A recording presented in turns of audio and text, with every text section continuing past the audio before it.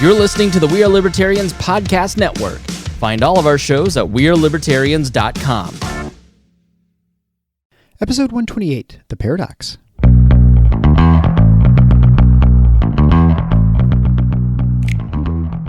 Welcome to The Paradox with your attending, Dr. Eric Larson. He is a practicing anesthesiologist and clinical assistant professor at Michigan State University College of Human Medicine. Listen in as he takes you behind the scenes of what practicing medicine in today's ever-changing world is like with another doctor. The Paradox is a fun and accidentally informative show for physicians, patients, or anyone who has ever found themselves in a waiting room.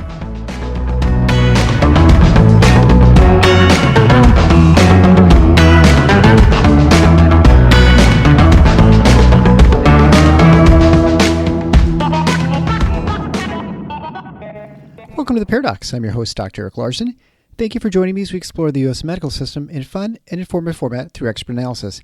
And today's episode is going to run a little bit long, but last week it was a little bit short, so this is going to be a nice way to sort of even things out. And it's a fantastic interview. I speak with Dr. Hooman Noorchashm. Not the easiest name to say, but super smart guy. He's an immunologist, former cardiothoracic surgeon. We're going to go a little bit into his background and history, but he's going to talk today about vaccinations and people who have been previously infected and what they should do about vaccination. I get this question all the time when I'm at the hospital from other hospital staff, nurses, physicians, and they'll say, I had COVID or my kids had COVID. Do they need to get vaccinated? What do you think? And I've always told them, well, the CDC, FDA recommends that you just go ahead and do it. It's never made a whole lot of sense to me, but that's what the recommendation is from the experts. And Dr. Noorchashm, who has a degree in immunology, his graduate work, super well-versed. I think he lays out a very compelling case for why he's concerned about this policy. But we're going to get into that, and I think you're going to find a great show, and it's going to be really informative, and I'm super excited. I'm so thankful that he was on. He's been on a number of other shows like Tucker Carlson. He's written extensively at medium.com. You'll find him also on Twitter, where he rails against people who are using non-scientific approaches, let's say, to combat the virus. But also he is someone who believes in vaccinations, and that's an effective treatment. So it's not like this is someone who is ideologically compelled to think one way or the other. He just says it's time for us to use some science. And really we've lacked scientific discovery, the curiosity, and the skepticism. And I don't know if skepticism is even the right word, but probably just the questioning of things and making sure that we all agree that we're down the right path, and the acceptance that other people may have varying beliefs or theories, hypotheses, and that we just have to accept that, we don't know for sure. There's a lot of hubris in those who are leaders, and there's not much humility. And I've said way from the start, back in last March even, that you have to have a large level of humility in this whole debate to really understand where we should go, what we should do. There will be links to all of Dr. Noorchashm's stuff that I have access to, Tucker Carlson's interview, some of his writings at Medium, his Twitter handle, and there's other shows that relate to this about COVID, which we've had quite a few now in the Paradox recently. But that all can be found at theparadox.com/128. I encourage you again to share this show with your friends. It is what makes the show so popular and so successful. And I can't thank you enough for really spreading the word and pushing this to your friends and people who you think may find something useful, not only just about COVID. Hopefully you find a lot more about this show useful than COVID, but we talk about other things with the U.S. healthcare delivery system, problems that we face, and people who have found solutions to things. So I encourage you to share the show, go back in the archives if you haven't listened to a bunch, find a couple that you think might be interesting at the very titles, make sure you subscribe to the show, and please, if you have an opportunity, go to a 5-star rating on whatever podcast player you use. But first, before we start the interview, a word from our sponsor. Today's sponsor is Michael L. Revis. He is a CFP professional and insurance agent committed to helping physicians nationwide with their term life and disability insurance needs. He provides an objective, transparent, and education-focused process that aims to help physicians make prudent decisions and avoid overcomplicating things. He exclusively offers own occupational disability insurance policies for residents, fellows, and attending physicians. We know he'd be happy to help you with whatever your needs are. You can find Michael at drpodcastnetwork.com/mrinsurance or contact him directly at 1-800-817-4522. And now, without further ado, Dr. Hooman Noorchashm and why you shouldn't get vaccinated if you've had COVID-19. Enjoy. Well, hey, I'm here with my new friend, Dr. Hooman Noorchashm. He's a physician, immunologist, and public health advocate in the Philadelphia area. And we're going to talk about COVID-19. So Dr. Noorchashm, thanks so much for joining me. Eric, thank you very much for having me. It's nice to be with you. We were chatting a little bit beforehand, so I got a little bit of your background. But if you could just talk to the audience, and we're going to talk about COVID-19, immunology, obviously. I've had Dr. David Graham, my friend, who's an infectious disease physician. So we've talked about sort of the evolutionary expectations for coronaviruses and sort of how they behave. But we haven't talked much in this show about the immunological aspects of things, antibodies, vaccination, things like that. So I'd like to get into that today. But if you could sort of talk briefly about your educational background in immunology and as a physician, and then how you became an advocate for the vaccine positions you have, and then we'll kind of get into the specifics. Sure. Eric, so thanks again for having me. As you said, I'm a physician immunologist. I did my undergrad just by way of just an educational background. I did my undergrad at the University of Pennsylvania in Philadelphia. Went to medical school at Penn and was in the combined degree program there and the MD-PhD program under a medical scientist training program grant from the NIH. And after I finished my PhD, which took about 9 years, I did a postdoctoral fellowship in immunology for about 2 years, joined the faculty at Penn before starting my general surgery residency. And, I did a general surgery residency at the hospital at the University of Pennsylvania, and afterwards went up to Harvard Medical School's Brigham and Women's to do my cardiovascular fellowship. And that took us to about 2013. And in 2013, my wife, who also was a physician scientist and immunologist, was an anesthesiologist just like yourself and a critical care doc. And she and I went up to Boston from Philadelphia, and she was a faculty member at Beth Israel Deaconess, Harvard Medical School. And in 2013, she was unfortunately diagnosed with a cancer of the uterus. And the story is pretty public. I mean, she basically, these cancers of the uterus were being misdiagnosed by gynecologists, and a medical device was being used on these tumors to get the enlarged fibroid tumors out of a small incision. And in the process, the tumors were being minced, and if there was cancer in these tumors, the cancer would spread mechanically in the abdominal cavities of these women, and stage 1 contained cancer would almost instantaneously turn into a stage 4 cancer. This was happening at a rate of 1 in 350 to 400 in women with symptomatic fibroids that were being assumed to be benign. So we really came face to face with this concept of minority harm in medicine, where you have a practice pattern that's benefiting the majority, or somehow it's economically viable as a service line. And, there's some minority harm being done at some rate of less than 1%.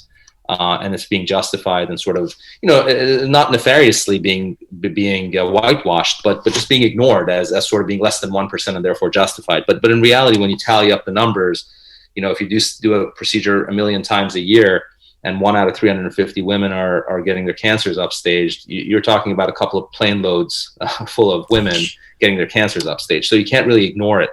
And so that perspective, of minority harm is what Amy and I sort of brought to a very big, large-scale public health fight. And I would invite your audience to check it out in the press. There was actually a documentary movie made about my wife's public health battle called Kicking the Hornet's Nest, which is on Amazon.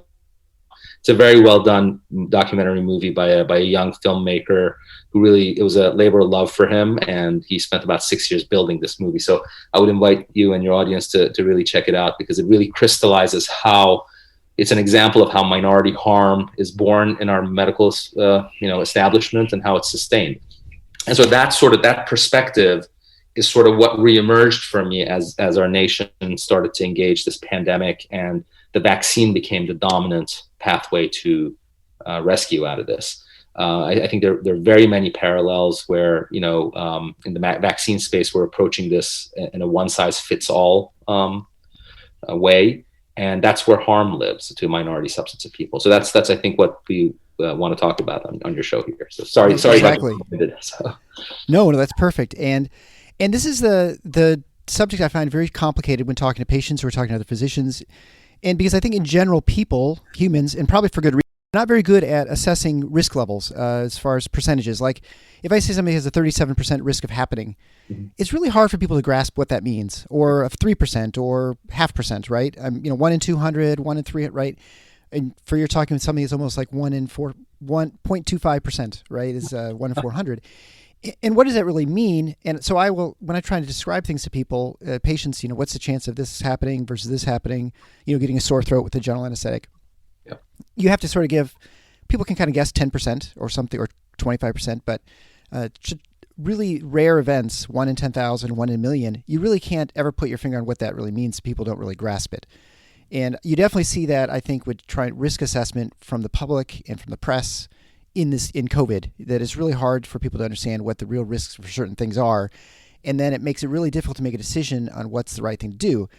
And I always say, fundamentally, your risk is either 0 or it's 100. And unfortunately, I can't tell you which one it is, right? I mean, I'd say it's almost for sure 0, but it could be the 100. You could be that 100%. And so I think that's always important to point out that it's really, we're just not very good at it. Well, even you're right. Physicians. So that's a very important topic, and I've spent a lot of time over the past 8 years since my wife's complication, really thinking about it, and I think it comes down to I think that most of us make this error both in medicine as well as in the public of thinking about risk in terms of numbers, where you're absolutely right. We have absolutely no framework for how to assess whether that risk is large or not. For example, with the morcellation idea, look, the risk is 1 in 350. That's true, but if you're doing it on 1 million people, what's 0.25% of 1 million people, right? Suddenly you start seeing the jetliners filled with people crashing, right? And if you saw that, that's the problem with public health is that when a hazard is spread over time and space, you don't necessarily see it. Whereas when a plane crashes and 200 people on board all perish, you actually see what that is. So, for example, like the 737 MAX Boeing jets a couple of years ago, 2 planes went down and 346 people perished. If you look at the actual mortality risk in those aircraft, it's probably 1 in millions, right? I mean, 1 in millions of passenger miles traveled, but because you actually see it, every one of us could viscerally react to a plane crashing, right? But with the morcellator, the risk is 1 in 350, and it's happening like sort of spread out over time and space, and so you can't see it. So really, it's I think the framework that we think about risk is not sort of adjudicated appropriately at this point in our evolution as a specialty and as a society. And I think what it comes down to in medicine is 2 things. It's not really the incidence, I think, that matters. What matters is 2 things. Number one is the idea of medical necessity. So are you doing something to someone? Are you offering them a treatment because it's actually necessary, either for their, physical or psychological well-being, A, and B, whether you're taking every step possible to avoid avoidable risks, right? So in other words, can you identify who's at risk, and can you mitigate and avoid the risk, right? And the answer to those questions is, well, it's medically necessary and beneficial, A, what you're doing, and B, that you're taking every step possible to identify risks and to mitigate against them or to avoid them, then it's not really the incidence of the risk that matters. If you haven't done those, you're actually not in ethical space for medical practice, because as you know, the principles of medical ethics tell us that beneficence is one of the pillars of medical ethics. You have to be doing something that benefits your patient, benefits your patient, is benefiting. And B, you have to be doing this with an idea of informed consent. And if you're not doing those, if you're not mitigating against harm, then you're just simply not in ethical space. So that it's really not the incidence, I think, that we should focus on. It should be the avoidability of a risk. Right, and I don't speak Latin, but I know it's a primum non nocere, right? It's like first do no harm, and to your point, it's like if someone comes in a trauma and they're dying in front of you, even if you're doing things that are going to cause harm, you don't worry about it, because the greater harm, of course, is death. And so that's a situation where you say, well, we've done everything we can to prevent worse harm. Yeah. And right. But, so that's even in that case, Eric, like I can tell you that, like, for example, and I know that your audience is partly medical, so I can use this example. For example, with aortic injuries, right? Recently, there's this push towards using this device that's minimally invasive called the Roboa. Where you're essentially inflating a balloon inside the aorta to stop bleeding. This has replaced the standard of care, which was to do an XLAP or a thoracotomy to gain direct control of the aorta when it's bleeding, right? Now, I mean, here's the thing. No one's ever done any non-inferiority studies on that thing, right? But people are using it extremely, I don't know how it is in your medical center, but they're using it pretty liberally, We don't really know if the Reboa device for controlling a trauma situation, right, where someone's bleeding to death from an aortic injury, right, is actually more effective or not, right, than the standard approach, which is to do an XLAP, or potentially take the patient to the IR suite. So, these are things that we sort of don't, we're not, the economics and the sort of the sexy new approaches are really overriding our clinical ethics. So I think we're really in dangerous territory right now, with technology. So. Yeah, and I think that's a great point. There's all kinds of things we do that I'm like, I don't really know this is of any benefit to the patient outside of like the bottom line of the hospital, or the surgeon thinks it's fun or something like that, right? I mean, but we're not going to talk about that. So which we could obviously go and talk about this for quite a while. So let's talk about vaccinations. And I'm not sure where to start, but I guess I'll just say, we did an episode here with my friend Dr. Graham in episode 86. That was back in April of 2020. So, I mean, that's like right in the beginning of this thing. And I mean, that's where I was actually idle as far as working, because they closed down the ORs. The entire state of Michigan shut down for the surge that outside of Southeast Michigan never came. Like, we were closed down, and our, tumbleweed going through the hospital. It was people, the ER kept getting food delivered, and they're like, we feel guilty because there's nobody here. Right. I mean, it was, and I'm not going to blame anyone for the situation. It was, no one understood it. But even Dr. M and I were talking at that time, and I felt like at that point we sort of had some feel for how this was going to play out. And it's played out pretty much the way we thought it was going to play out, which is interesting because I never saw it talked about anywhere as far as we moved from pandemic to endemic. And you had and the one thing we did not anticipate was a vaccine. I think you've stated in some other interviews I've seen that it's pretty much a miraculous vaccine. I mean, what has been developed, the speed with which it's developed, and its effectiveness, and it works really great. But the question I get all the time in the OR and from other nurses, and because I have this show, they think I'm an authority on things, which I'm more authority than some others, maybe because I've talked about people. But they ask me the question, all right, I had COVID, my husband had COVID, or my kids did, or, do I get vaccinated? Because there's absolutely a push within the media and certainly within the governments, the state governments, but also even with the institutions, with the hospitals. They can't require it because it's an emergency use authorization, but they can change time off requirements. Like, well, if you get sick and you have to stay home because of quarantine rules, but if you've not been vaccinated, we're not going to pay you. But if you've been vaccinated, you're going to get paid. But they may have a documented case of COVID. Or when you think about educational environments, right now there's a lot of talk about colleges mandating vaccination. Otherwise, kids don't have their educational opportunities. One of the efforts that I've been engaged in is this idea of convincing universities, that they can't mandate this vaccine. And as you said, one of the main issues is, as we've switched from pandemic to endemic, as many millions of people are actually infected, does it even make sense to be vaccinating people who are already immune naturally, right? It certainly doesn't make sense in the setting of any other of the infectious, canonical infectious diseases that we think about, right? But in this case, it seems like there's this massive one-size-fits-all approach to vaccinating the living hell out of everyone, irrespective of not of whether or not they're actually naturally immune. And I think this is a major error. So you're absolutely right. I mean, I about a year ago I wrote an article, and I like to write my articles in a way that actually engages the general public and not just medical professionals, especially on Medium.com. And your audience is welcome to peruse what I've written on Medium.com. But, one of the articles that I wrote early in the pandemic was about this idea that we're probably not going to see a vaccine for about a year and a half at least, right? So you're absolutely right. It was completely, it's a miracle of modern medicine, right, that we have these mRNA vaccines. They're highly effective, right?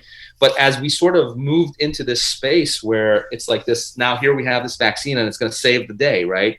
It became a one-size-fits-all, for our public health officials, where it's almost this mindless approach to vaccinating everyone, irrespective of the fact that we're in the middle of an outbreak where many people are already infected recently. I mean, you and I both know that, no self-respecting physician would vaccinate someone who's actually has an active infection, because that the vaccine could actually make the condition worse. And particularly in the case of an inflammatory process, which is what COVID causes. And then the second thing is, a lot of folks have recovered. And by definition, by standard of care in medicine, these folks have serological evidence of immunity. So to take someone who has serological evidence of immunity and give them a vaccine that's essentially, as you said, essentially an experimental sort of technique. I mean, you know that you and I both know it takes about 10 years to develop a vaccine, right? We've developed this vaccine in under a year. There clearly are subsets of people missing from the safety and efficacy trials. People, for example, pregnant women were missing from these safety trials, right? So here we are, just liberally delivering this vaccine to everyone in a setting where millions of people are already infected, are already immune. And my opinion as an immunologist is, right, that this is an error. This is a public health error, because really when you do something unnecessary to folks, as we talked about a couple of minutes ago, if you're doing something unnecessary to people, meaning if a person is immune and you're delivering a vaccine to them to immunize them, well, they're already immune, so they stand no chance of benefiting, or very little chance of benefiting, right? And so really the only thing you're selling that patient or giving that patient is the possibility of harm. And for anyone who to think that this vaccine is perfectly safe, well, that person is delusional, because nothing in medicine is perfectly safe, right? I mean, even the tubes that you put down people's throats, like for to intubate them, these are not, I mean, they're very effective.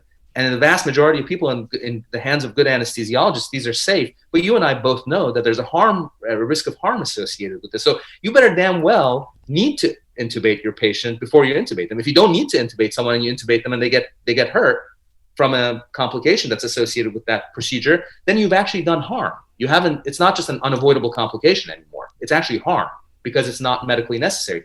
And my contention to the FDA has been fundamentally that if a person is naturally immune, if by every standard measure serologically, we can demonstrate that this person is immune, they have IgG antibodies, they had symptomatic disease, it makes absolutely no sense, zero sense, to vaccinate these people indiscriminately. And that's exactly what we're doing. Yeah, I've been stunned. And that was that was the message early on.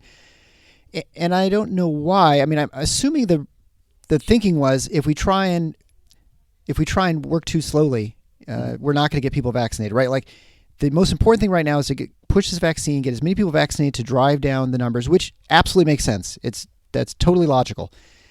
But the thought was that if you add an extra step in checking if someone's actually had the virus, and cleared it, that you would, especially when it was a precious resource. I mean, Now it's not so much. Now we have got more supply than we have demand. But initially, it made no sense, of course, to vaccinate people who'd had it. But it was like there's not even time to try and check that, or it's going to add an extra level of confusion, and people are not going to get it, or people thought they had it and they're never going to really get checked, and so they're going to say, well, I had it, and and that's absolutely. I mean, I think fundamentally what it comes down to is that our public health officials and a lot of establishment experts essentially don't seem to believe that we can walk and chew gum at the same time, right? I mean, for God's sake, we put a rover on Mars, right? And in terms of the sophistication of things that we're capable of, I mean, this idea that we can't rationally sort of disperse this vaccine and efficiently and actually stick with what we know and the principles of ethics and science and clinical medicine that we know, I think there's a fundamental level of disrespect for everyday Americans that's ingrained in it. I mean, I think it's absolutely arrogant on the part of our public health officials and establishment folks to assume that average Americans don't understand this concept. In fact, what I've found, Eric, is I interact a lot with everyday folks in the community. Everyday Americans actually understand this. Like, really, it's stunning to me. Oh yeah, that like people, like average people who've had levels of education that are on par with the average in this country, come up to me and say, I had COVID. Do I really need to? I mean, what you're saying makes sense. Do I really need to get this? And the answer is, well, most likely not. And here, you can have a prescription and go get your IgG levels drawn at LabCorp. And if you're positive, just like any other infectious disease, I mean, this virus there's nothing special about this virus. I mean, it's a transient virus. It's not like a herpes virus or an HIV type virus, right? It doesn't incorporate. It's a transient virus that comes and goes. Neutralizing antibodies and prime T cells work against it. And so if you're serologically positive for IgG, that means you have neutralizing antibodies and prime T cells.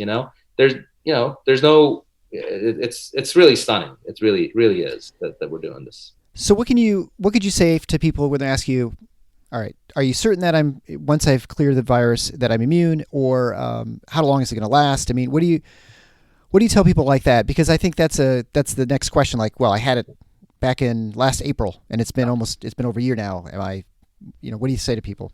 So there's a very large study that just came out in preprint form from Israel, and it's actually a credible study from a major medical center. I think the numbers were about 4.6 million people, in group that they retrospectively looked at, and what they found. I mean, you can look this up. I think it's from Tel Aviv University. What they found is that people who have had natural infections, and natural immunity are as well protected as vaccinated people from development of subsequent reinfection. So that's a very large study, and it sort of makes sense from the perspective of, we could have predicted this, right?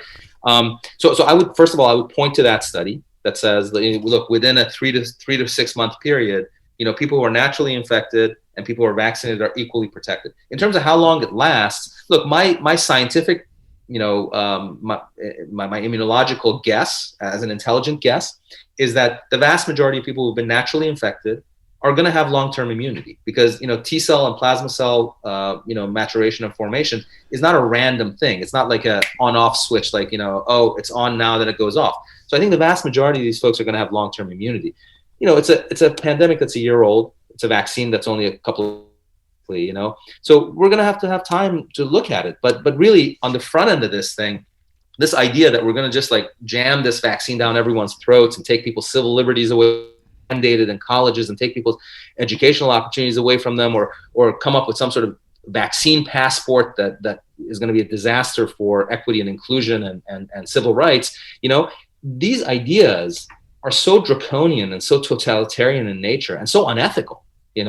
It's just shocking that any self-respecting physician or public health expert in the United States in the year 2021 would go for it. I think it has to do with groupthink. We got to break out of this groupthink thing and really level with each other and respect people, respect everyday Americans. Just because we have MDs and PhDs doesn't mean we know better. Actually, the average Joe knows better, frankly. I totally agree. And I've talked about vaccine passports too, and how I think it won't work from a civil liberty standpoint. Obviously, it's a disaster, but it's also a disaster at least from a utility purpose. It's also of no utility in this. By the time they actually develop it, it will be long past the part where you need to really get worried and concerned in this country. Eric, I had a conversation with Tucker Carlson on Fox Nation a couple of weeks ago. It was a pretty good interview. He interviewed me for an hour, and we chatted about this. I think it's going to be these vaccine passports are going to be a disaster in equity and inclusion and civil rights. And not only that. Look, here's the thing: we can't even get our voting paperwork straight in this country, right? Do you think? Who do you actually think is gonna suffer disproportionately from not being able to get these vaccine passports or immunity passports? It's going to be the same people who have disadvantages in terms of their voting rights, right? So I'm not understanding how people who are like yelling and screaming about voting rights are suddenly now all for this passport. It just doesn't make any sense. Really, we got to turn on our brains a little bit here. Do you think the people at the FDA and CDC, do they understand immunity? I like what you say, it makes sense. That seems to be the general understanding. You've had chickenpox, you don't vaccinate the kid for chickenpox. Like when the vaccine first came out, they didn't, that was one of the questions, right? Like if you had it and cleared it. Now we don't know how long the vaccine is effective for. We don't know how long. Well, we're pretty sure that lifetime immunity is pretty much lifetime immunity. I think there's the very rare person who gets it later in life, but I think we know that's super rare. Do they just not understand that? Is it willful ignorance? I'm trying to understand what you think, get in their brains. What do you think is at work here? Or do they think public officials want to understand it, the public won't understand it, so we're just going to make it super dumb and simple, and then that's just how we're going to push it forward? I think part of it is a McDonald's approach, but I do think there's a systemic problem going on in at the FDA, and that is that the entire sort of narrative is being crafted primarily by virologists, actually, and these are essentially Dr. Fauci's crowd, and I think I have a lot of respect for Dr. Fauci. I worked at the NIH in Bob Gallow's lab back in the early '90s when Dr. Fauci was sort of at the peak of his rise as our top infectious disease specialist, and they learned a lot of lessons from the HIV pandemic, obviously, but I think what's happening is that there's sort of a it's almost like this. Non-diverse scientific approach to this virus that's being guided primarily by virologists who sort of grew up in the HIV era, right? And HIV is a fundamentally different virus than SARS-CoV-2. SARS-CoV-2 is a transient virus. HIV incorporates itself into your genome and is there forever, right? When it infects you, right? So they're fundamentally different things. And so the approach that they took to A, anti-replication agents, and B, vaccines and neutralizing agents really came from that sort of mindset. So there's nothing nefarious going on, but I do think that the folks who are working on this are not cellular immunologists. Like Dr. Fauci does not think about inflammatory process the same way I would, or the same way someone like Professor Carl June at Penn would, right? Like the activation dynamics of T cells and macrophages, right? And so I think that there's a fundamental sort of lopsided approach to this virus where all eggs have been put in one basket with the vaccine, and really, what we've dominantly ignored is the fact that this COVID-19 disease is actually an inflammatory disease. It's not a surprise. The only therapy that we have for COVID-19 disease is dexamethasone, right? And that's an anti-inflammatory drug. Where did it come from? It didn't come from the United States. It came from the UK, right? And the reason for that is because we've dominantly sort of focused on the vaccine effort and on these like sexy newfangled drugs that are neutralizing agents like the Regeneron antibodies. And a lot of it is just sort of plugged into money interests. And so therefore what you get is a collusion between money interests and a scientific approach that's just lopsided because Dr. Fauci is a virologist, So I think we have a scientific monarchy in place, right? That's guiding our nation's narrative, right? And I think in America, you can't have a monarchy, right? So you have to bring in other people who have different ideas, and this vaccine issue is exactly that. That I think that's why we have a problem with the vaccine right now. Yeah. So. Well, it's been no surprise for me. I thought Fauci's done a really terrible job from the start of this pandemic and messaging and explaining things. And I think just overall, I don't know. I think just treating people as idiots, and whether they're physicians or the American public, and it shows, and it shows how they've lost so much institutional support from lots of Americans. I mean, they're the ones, they're the ones who are 100% in favor. And then there are ones who just don't believe anything they say at this point. And I don't know, you can get that public trust back for a generation, but I think the way you get public trust back is by, being humble and decent and actually addressing people's concerns, and one of the things that I learned from the whole issue of that my wife struggled with, Eric, was that, everyday people understood far more profoundly that there's a serious problem than all kinds of people with MDs and PhDs and academic regalia. I mean, I think that there's this level of hubris that's been brewing in our system, in our establishment, in our arena, and in our academic institutions. That simply basically looks at everyday Americans and says, we know better than you do. And I'm not saying that science doesn't reveal things that are not revealed to the average person. I'm not saying that, expertise don't mean anything. They clearly do. You don't want to put like someone who's, a doorman, or like a receptionist in a cardiac surgical operating room and say, okay, go ahead and do the cabbage, right? You can't do that, right?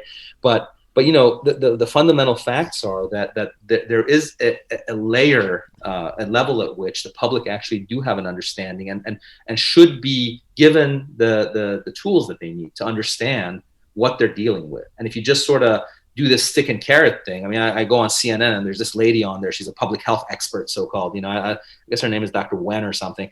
She talks about a stick and carrot approach, taking Americans' freedoms away from them or giving them freedom if they get the vaccine, right? Right. Well, that's the most stupid thing I've ever heard. It's not just stupid; it's totalitarian and it's dangerous, right? Because it fundamentally disrespects the everyday American. Which we cannot have as an orientation, as a profession, right? I mean, as a profession, as a healing profession, one of our tenets of operation is patient autonomy, which essentially means that you respect the patient's intelligence and understanding, and you can't force anything on anyone, right? So we've lost that humility, right? We're willing to override the principle of beneficence in medical ethics by vaccinating people who are already immune. We're willing to override the principle of patient autonomy, right? Which basically means we respect the patient's decision over their own body, right? And if we're willing to do that, that means we're arrogant, right? And if Dr. Fauci is willing to let that happen, that means he's arrogant, right? And I have all due respect for Dr. Fauci. I understand his pedigree and everything, right? But I just think it's being terribly mishandled, and it's doing harm. It's doing harm. And now we're looking. So I mean, we've kind of talked about civilians, but another big population, I don't know how big it is, but I think it's a couple million. You look at service members in the U.S. military, and they have, I imagine they have much less control over what happens to them, right? And is this being pushed on them as well? Because I know a lot of them are young. They're probably either not worried about the virus, which I think is, again, that's up to each individual to sort of decide what their concern level is. But also a lot of them have probably had it, especially in their quarters. So they're kind of at risk, right, from just getting this a vaccination that will provide no benefit. And yes, the harm is incredibly small, as we stated before, but again, it's either 0 or 100, right? So right. What do you think? Yeah, so I'm actually, as you're speaking, I'm pulling up an article that I posted on Facebook. I wrote a letter to President Biden about the service members because the Department of Defense policy is that everyone should get vaccinated at this point, right? And they're offering the vaccine to all the troops, right? And as you said, many of them are actually already infected. So there was actually an article. You can pull up my letter to President Biden. It's several thousand people have read it at this point. But basically, the point is this: is if your service members are recently infected or immune, these are folks who can't benefit and will only get harmed. So I'm just pulling this up. It's in the Military Times. The title of it is 25th service member dies of COVID-19 as White House considers mandatory vaccines, right? So this gentleman's name was Senior Chief Fire Controlman Michael Wilson. He's 45 years old. He's assigned to the Information Warfare Training Command, Virginia Beach, Virginia, died of a coronavirus-related complication after being fully vaccinated. Okay. So, I think, we can say these are true and unrelated, right? We can say, okay, this Senior Chief Wilson died from COVID. And that's what they're saying. Like that orthopod, Dr. J. Barton Williams of Memphis, Tennessee, he'd had an asymptomatic infection, got his 2 Pfizer vaccines, and he burned up in an ICU and died from a hyperinflammatory reaction. And FDA and CDC are saying that's true and unrelated. So yes, true, he had the asymptomatic infection. True, he got the vaccine, and true, he died. But these are unrelated events, right? We can do that, right? But I think that's not the sort of ethical and scientifically and clinically sound way to go. These are all sentinel events, right? And so yes, in the military right now, what we're doing is we have a group of folks who are committed to nation and duty, and they will do whatever the government tells them to. And many of them are actually recently infected or are currently immune. And so if the United States government policy, if the White House comes in and says, no, go ahead, we're going to vaccinate all you guys with a blanket carte blanche, right?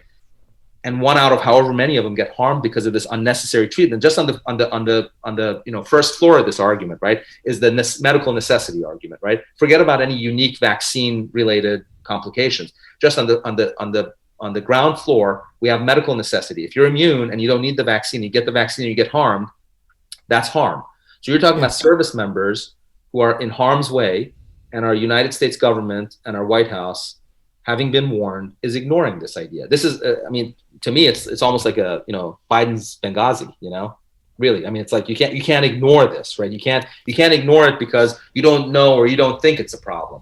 There are enough people, very distinguished people like Dr. Peter McCullough. He's a full professor at Baylor. He's been sounding the alarm similarly. He was on Fox News, on Laura Ingraham, and on Tucker again. And it's unfortunate that these folks are the only ones listening, but that's who's listening. And Dr. McCullough, who's a distinguished professor of medicine and cardiology, is stating exactly the same thing. So people are warning the administration and the CDC and the FDA. They're just not listening. They just want to vaccinate everyone, out the wazoo, if you will, and that's not the way to do it. So. Yeah, and I think it's probably important to point out right now that we're halfway through the interview, is that I believe you're vaccinated. I'm vaccinated. I never had my family has, my daughter who's a freshman. Mm-hmm. I'll do that in air quotes because she's actually been home the whole time because of this dumb virus and just a dumb year. And that won't get into that. But she never had COVID, but so she's getting the vaccine. And I think probably I would advocate people get vaccinated. I think it's your choice, but I think I always say it's like getting vaccinated for the flu. I get vaccinated for flu not because I'm worried about causing a global pandemic of flu spreading throughout my community. And maybe on some level I should care about that more. But I do it because I really don't want to get the flu because it really sucks and you're sick for a long time and you can't work and you feel miserable. And that's sort of my same thought with COVID, although I realize lots of people are asymptomatic or pretty much totally fine. I mean, that's your position, right? We're not here saying that COVID's not real, right?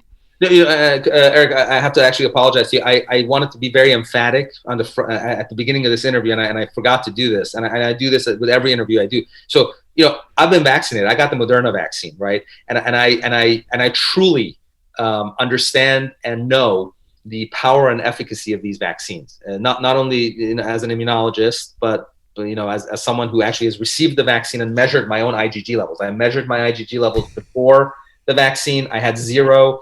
I measured it after the vaccine, and my antibody levels for spike protein are off the charts. So I believe that these vaccines are highly effective. And to your point, in my own family, I have 6 children. My son, who's a freshman at the University of Chicago, he had COVID back in November. He was sick for 10 days. He came home this past spring, and I measured his antibodies.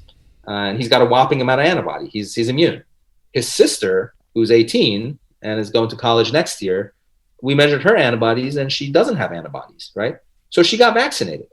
But you know what? My son, Joseph, there's no way in hell he's going to get the vaccine. And the University of Chicago can go ahead and, try to mandate it. And what they'll get stuck with is a federal lawsuit, So, I've already gone to the administration, and with all due respect, I mean, I really, it's a fantastic university. It's one of the top universities in the country. But if they can't exercise good judgment, they've received all the warnings, they've received the lawyer letters, and all they need to do is mandate this vaccine, and they'll end up with a federal lawsuit, And if that's how we have to do it, that's how we'll do it. But, the preferable way is, right? The preferable way is that people of intelligence and ethical standing and clinical standing and reason get together and say, okay, look, we can walk and chew gum at the same time. It's not a big deal. We put a man on Mars or a rover on Mars and a man on the moon. We can exercise medical necessity here.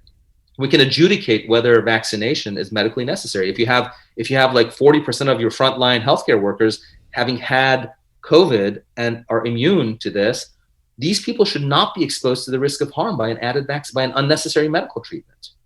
This is a no-brainer, Eric. This is not something we shouldn't be. This shouldn't be subject to controversy by Dr. Fauci or by Dr. Wen or by Dr. Walensky. I mean, these folks are really doing a disservice not only to the people who could get potentially harmed, but also by eroding trust in government and by eroding some of the core principles of our profession.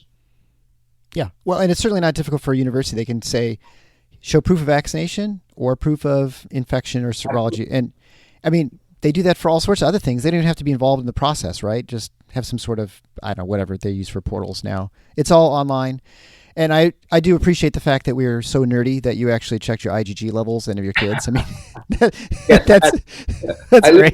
I had less than 0.8 units per milliliter in my blood before the vaccination, which is the baseline threshold for the LabCorp test. And after my second Moderna shot, I had greater than 250 units per ml, which is the upper limit of detection. So yes, I did. So now we're going to go to there's one other subject I want to talk about is now this week, I think they're going to start rolling out vaccinations for children down to the age of 12. And then at some point it'll be kids down to probably age of 2. I think that's where the trials are. And that may be happening in the fall. Do you have any sort of sense of what people should do as far as parents? Because parents are definitely they're more concerned because it's one thing it's just your life, but when you're making decisions for another, I mean, obviously it's different, right? You're more cautious and they're more hesitant with vaccines.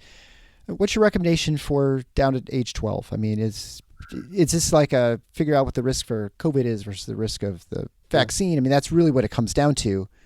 Do you think they do more antibody tests or what sort of other things? So for my own kids, I have kids ranging from 8 to 19, and I think my own age cutoff for my kids is probably 16. So my 16-year-old's probably going to get vaccinated. But below 16, I think, and the reason is that the 16-year-old moves around a lot. It's a less controlled sort of, in terms of movement and susceptibility to acquiring the infection. But, look, I think the risk currently for the variants that are out there, the risk to children is astronomically low, right? And so it's probably true that the risk from the vaccine itself may be high, either on par or maybe even a little higher for the kids. So I don't really I don't really see any justification currently for giving the vaccine to the kids, but to the kids below the age of 12 or below the age of 16 rather. But I do think that one concern I have, and I think this is something that's bearing out in places like India, is that as more and more people, including kids, get naturally infected, the probability of a variant emerging that might actually be more harmful or more virulent increases, right? And like I guess the thought experiment that I would ask you and your audience to do is imagine if SARS-CoV-2 were similar to the 1918 flu, where kids were actually being affected too. I think we'd be having a completely different conversation, right? The fact that this virus is actually low virulency, right, and it affects people who are older and more susceptible changes the calculus a little bit. Now, that's not to say that somewhere down the line a variant couldn't evolve that could affect kids. I mean, I've written about this, and I think it's just dumb luck that that's not the case, right? I mean, it's like there's going to be a sequence and a variation in the protein structures that could make it more virulent in kids and more damaging. And so the only rationale I would see for vaccinating kids is if that actually is a tangible thing, right? That if infect more people and you increase the burden of mutation in the population globally, that you could actually get to a point where kids could be affected. In that case, I would say that it's justified to vaccinate kids. But I don't think we have any evidence of that right now. It's going to be a hard sell to a lot of parents. And for myself, like I said, I would basically stick with 16 as my cutoff. And that's purely based on the fact that my 16-year-old is getting in her car and driving around to her friend's house and here and there. And so she's just more susceptible to catching it than my 12-year-old. So, Yeah, that'll be a challenging question. And I feel like a lot of the arguments right now are you're vaccinating for population safety versus the safety for the child. And I don't think that's really ever been the focus of a vaccine. Like a vaccine is a very personal decision and a personal choice.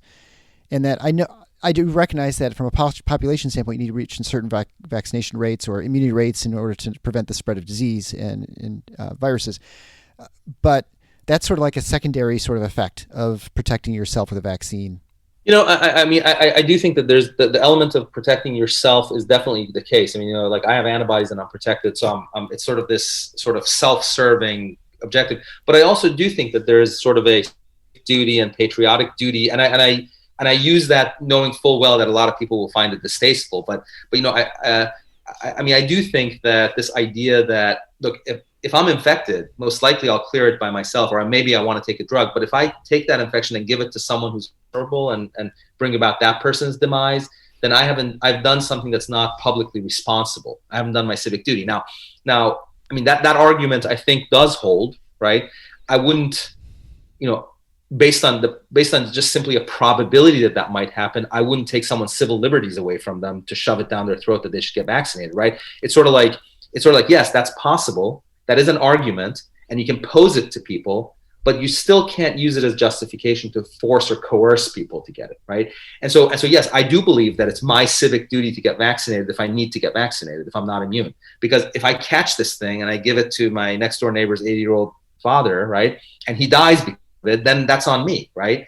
So for me, that is actually sort of an element of civic duty, and it does play into, my sense of responsibility to my community and whether my kids should get vaccinated. But I don't, that's sort of my philosophical precept. It may not be yours, or it may not be, Joe Smith's.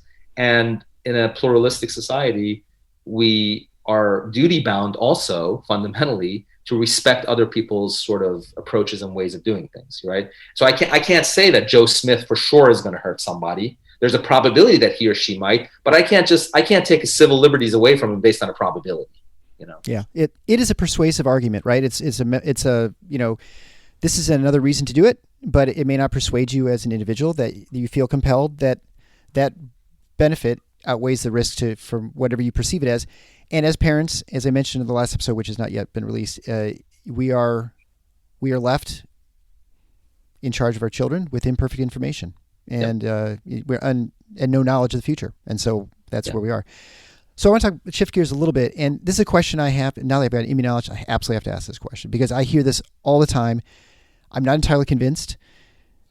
When you look at flu rates in the country, and not even this country, the entire world, the flu has just disappeared.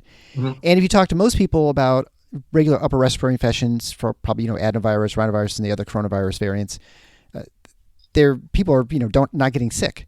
And so what do you think the explanation is for the flu just completely disappearing? Because I know there are conspiracy theorists who say, well, it's because it's, the same thing or whatever. I mean, that's not even possibly remotely true. but clearly there's just no flu. And is it because of all the mitigation measures we're using with schools and things like that? Because if that's the case, it's not working for COVID. I'm kind of curious. I think that's basically what it is. So the difference between the SARS-CoV-2 and the flu and some of the other endemic viruses is the size of the magnitude of the problem, if you will, right? So in other words, yes, the mitigation measures have actually served to tamp down SARS-CoV-2 as well. There's no question. If you lock down like China did, right, that you can reduce down the incidence of SARS-CoV-2 to 0, right? And so those same mitigation measures will work on flu and adenovirus and all those other infectious diseases. It's just that the magnitude of those problems is so much smaller normally that when you actually come down and you with this iron fist and you just like lock everything down, those diseases are much more susceptible to disappearing than the big mushroom that's grown around us, which is SARS-CoV-2. So I think basically, I'm trying to think of a good analogy for that. Thanks for raising this, because it actually is making my wheels turn in terms of what the analogy would be. But I just think it's sort of the pandemic virus is a much bigger and more frequent infectious organism in the world right now compared to flu and adenovirus. And so when you come down and you put down this iron sort of fist down and you just like do a blanket, shutdowns and mitigation measures, the smaller problems are going to disappear much more quickly because they're smaller. And so what we're seeing is that those diseases have disappeared because they're subject to the same mitigation force that SARS-CoV-2 is. It's just that SARS-CoV-2 is so much bigger that it's just sort of it's staying around. So do you think it's a lot related to the fact that at any one time people have immunity to those various viruses, and so the available fuel for these viruses is much smaller to begin with, whereas COVID-19, SARS-CoV-2, everybody's sort of like initially was a potential target. Yeah, I mean, and that's the difference between an endemic and a pandemic virus, right? I mean, pandemic virus is it takes off like a wildfire because more people are susceptible to it, right? Whereas an endemic virus, number one, the vast majority of the world's population is sort of immune to it. And so really it's happening at a relatively low frequency compared to SARS-CoV-2. So you have a massive load of virus in the form of SARS-CoV-2, and you have a very, very small load of virus relatively with respect to flu and adenovirus, and all of these are basically spreading with the same mechanism. So movement, travel, contact, that's how these viruses spread. So when you limit that significantly, as we have around the world, what you get is the smaller problem disappearing almost, whereas the bigger problem still sticks around. Yeah, and that makes sense because totally. And then finally, when Dave Graham and I talk about the evolution of the coronavirus, so he looks at it, he says, well, let's look at a previous coronavirus that came to OC43 is I think the most recent one that jumped from, they would believe, cows to humans, late 1800s maybe, I was not entirely sure, but you kind of read some reports and news because it's amazing how things have changed in only 130 years as far as understanding of things. And you wonder what sort of people's response would be back then if they had all the technology we have and the understanding of immunology and whatever. But, and that what's going to happen to this coronavirus, it will become endemic. It clearly is already on the way. It's all over the world. We're going to have it around forever. There are already animal reservoirs, it sounds like, in mice and mink, and probably some other mammals will be found to have. So unless we euthanize all the mink and mice, we'll always have exposure. I think the Danish did, right? Didn't the Danish go through a phase where like they wiped out? I think the Belgians. I think the Belgians, but well, somewhere one of those guys out in Europe. One of those Nordic countries, yeah. I shouldn't say that because my wife's Danish, so I should be careful. But when it comes to subsequent infection, so when you look at infections of OC43, it looks like you can get OC43 infections throughout your life. That you will have I don't want to say temporary immunity, but maybe that's probably the best way of saying it. That you're immune for a while, and then you can get it, but you never get probably as sick, and it just becomes an upper respiratory infection, and it doesn't cause massive inflammations like you get from this sort of novel SARS-CoV-2. Dave's expectation is that this will very much follow the same pathway, in which meaning that once you've had it, you've got some T-cell immunity, you've got some latent immunity that you may lose your antibodies because coronaviruses seem to be pretty good at evading the immune system over time, but that subsequent infections will be less severe and that'll be basically a common cold at some point. And especially kids today, by the time they're in our age, this will be no big deal. It'll be circulating like normal, and we won't even pay any attention to it. Do you think that's a reasonable expectation? Because you read the New York Times, and they're like, we're going to need booster shots every 3 years because people are going to lose their antibodies, and we're going to have to deal with this for the rest of our lives, and, for the foreseeable future. That seems less likely to me as a possible scenario. What do you think? So I mean, it's a really good question. I think obviously your colleague or your friend's perspective is sort of the optimistic perspective, right? And I don't sort of view it from the perspective of sort of a teleological sort of approach to the question, which could either be optimistically teleological or pessimistically teleological. And when I say teleological, I mean like you start with the premise that it's going to be a disaster, or you start with the premise that it's going to be just fine, no problem, right? I think the reality is that billions of people are naturally infected, and there are mutations happening randomly in every individual who's infected, and the variants are coming not from out of thin air. They're coming out of naturally infected people who are mutating the genetic code of the coronavirus. And so what's going to happen is as we develop sort of global immunity, if you will, to this virus, there's also going to be a repertoire of viruses, of variants that are going to be out there now, right?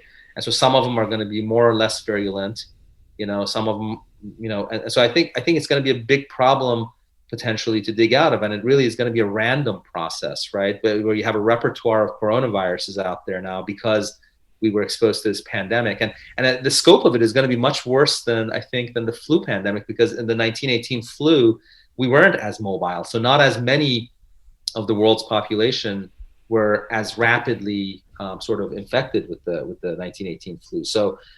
So I think that there is concern that some of these random mutations will lead to variants that could be potentially more destructive. So I do think there's an argument for limiting the number of people who get naturally infected, either through vaccination or through lockdowns.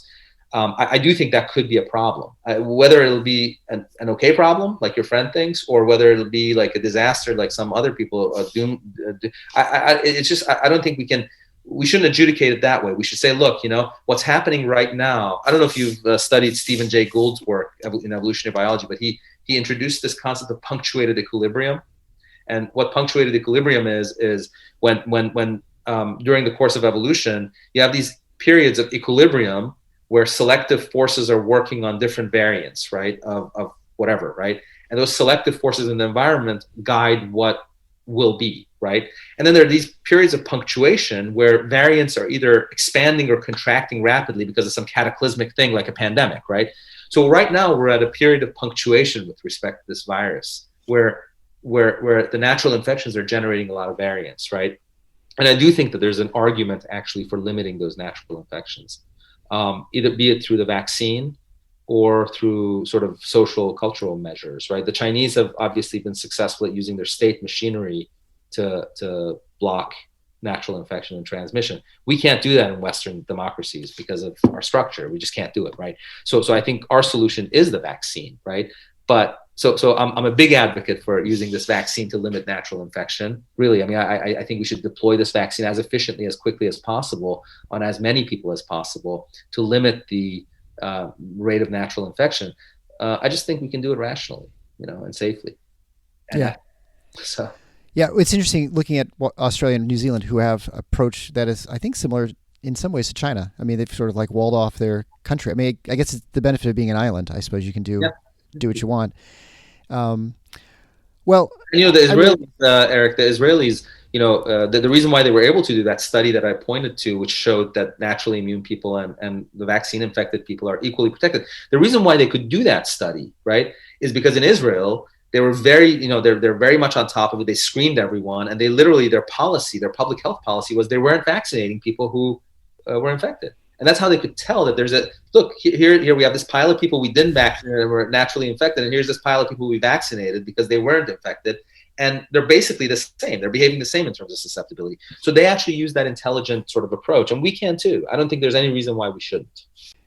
I think there's people who think there's a benefit to getting further exposures to the virus or any sort of viral infection? Like once you've been immunized, say measles, that you get exposed to measles occasionally throughout your lifetime, and that it boosts your immune system and you have a stronger immunity to that and the population. Do you think that's the same in COVID? And if so, do you think that would be the argument to say, well, that's why I think I had COVID a year ago. I should still get the vaccine, right? That's a reasonable argument. I mean, you look from an immunological perspective, I think the idea of getting boosters is actually scientifically based, right? So you can actually, you can booster. Now, some viruses, as you know, like the chickenpox virus, once you get chickenpox, you have lifetime immunity. And we know that based on a vast clinical experience for many, many years, right? We don't know where SARS-CoV-2 is going to fall in that. So it is possible that, you would get a vaccine. And I actually, I don't mind, like, if like, for example, my son who had COVID in November, let's say next November, measure his antibodies and they've dropped down. I don't mind if he gets a booster shot, I think it's rational. You just sort of boost that immunity and make sure it sticks. So because we don't know, how long it's going to last. If to guess, I would say that in the majority of people who have natural infections, it's going to last for quite some time. Okay. But that's just a guess, right? Yeah, right. Well, we're all, and that's the problem. People ask you, and you can't know because you don't have the benefit of time, right? Yeah. We're only a year into this. What you can say is, look, what you can't say is, I will measure my antibody titers, and when my antibody titers start to drop by more than, say, 25%, I'll start thinking about getting the booster. Yeah, it's sort of a rational, empiric thing to do, and I think it's based on clinical science and based on scientific experience, and I think that it's rational. I mean, we do that all the time. We use our clinical judgment, right, to in the face of uncertainty, to make decisions, right? Not everything is the sort of Atul Gawande checklist manifesto bullshit, right? It's like you don't have to, you don't work at McDonald's, right? We have clinical experience, we have judgment, right? And those are intangible. And I can tell you, like, I've interacted with surgeons who are very sort of like algorithmic, like robots, and people who are, I'm sure you have too, you've seen anesthesiologists who have this gut feeling about something, and that gut feeling always saves the day to the guy who's just following the checklist manifesto like a robot, right? And is killing people left and right, So I think there's room here in the face of uncertainty for judgment, clinical wisdom, scientific extrapolation, and prognostication. And this idea that we overrule and override anyone who says, oh, there's a prognosticated problem here. Like I can't tell you, there's this guy, he's a surgeon at Wayne State, David Gorski. He got on my case early on in this whole thing about why are you prognosticating gloom and doom about the vaccine, right? And literally he unleashed this group of like lay people who are his Twitter mob minions, I guess, right? To just literally throw eggs, right? I mean, literally it went all the way to the point where someone had taken posts and sent it to the state medical board, complaining that my license should be rewritten. It's like, well, okay, so first of all, that's like bully tactics, right? You can't do that. That's not appropriate, right? It's like, I'm not saying people shouldn't get vaccinated. I'm saying that we have some safety concerns here, right? And but this idea that any sort of skepticism or dissent gets squashed in this in this whole discourse. That if you deviate from the institutional and public health narrative, somehow you're either an anti-vaxxer or you have some nefarious intent, for our national security, is so detrimental to everything that we represent. I mean, I'll tell you one other anecdote, and then I don't want to take too much of your time, but when I first published my letter to Pfizer, Robert F. Kennedy Jr., who has been labeled as this pariah of anti-vaccine sort of monstrosity, right? Nothing could be further from the truth. When you talk to the guy, he's completely reasonable and rational and a decent human being. His publications picked my, took up my letter to Pfizer and to FDA and published it in the Defender. The Defender is, the Children's Health Defense's publication. I had no problem with that. I put this thing in the public domain. I have no problem. Anyone could pick it and read it and amplify it. I'm happy about that. And I'm happy about the discourse. Then this guy Gorski, at Wayne State, goes in and activates his whole machinery trying to label me as an anti-vaxxer, which, that's not the way it works. The way it works in our country is that we engage in discourse and we operate based on ethics and decency, and we're not bullies. We don't bully each other around. Crowds don't go beating up on individuals. We don't use our state machinery to beat someone up and take away their livelihood. None of that shit, So anyway, that's where we are. Yeah. Well, I wish that was all entirely true, but definitely the last couple of years have made me question some things as far as what I thought were. I think we talked about before show. I think just the intellectual curiosity and scientific curiosity seems to be lacking in some ways, which is a little worrisome. But I think it's, I think these things will work themselves out. I also think like the vaccine passports. I think the this recognition that once you've been infected, you have to get vaccinated. I think you'll soon see an end to those arguments in the next month or two. Maybe that's optimistic, but I tend to think that people who are, we're helpful. We're helped in this country because we have a federal system. We have various states doing their own things that fight the federal government, and so you can get different narratives and different examples of things that work and don't work. And I think that helps us in this country, at least with their debate, that you can say, well, you're doing this, it doesn't seem to be helping, or, and so I think we're seeing that, and I think we'll get the same thing when it comes to these other measures. That's my hope. I hope so. I mean, I think you're right, and there's a lot of reason to hope, and I actually think that most of it centers on the common sense of the American people. I know, and again, I mean, I think it's very easy as experts and sort of people with specialized, titles and expertise to undermine the common sense of this democracy. But I think in the end, it's going to steer things. It doesn't look pretty. Democracy in America doesn't look pretty, but I think ultimately it sort of figures out the common denominator and actually makes the right decision. So yeah, that's my hope as well. Well, I don't want to take up any more of your time. I really appreciate the conversation. Where's a good place for people to find your stuff? It'll all be linked at theparadox.com so people can find stuff there. But where's a good place? I mean, obviously Twitter, that's where I found you, but you write at Medium and other places. Yeah. So Eric, I'm not a very sophisticated social media guy. I mean, I do use Twitter, and I find it pretty useful and good for discourse. I'm also on Facebook, and everything on my Facebook is public, and you can just put my name in. And I write on medium.com. So it's my last name, Noorchashm, Noorchashm.medium.com. And my Twitter link is at Noorchashm, Noorchashm.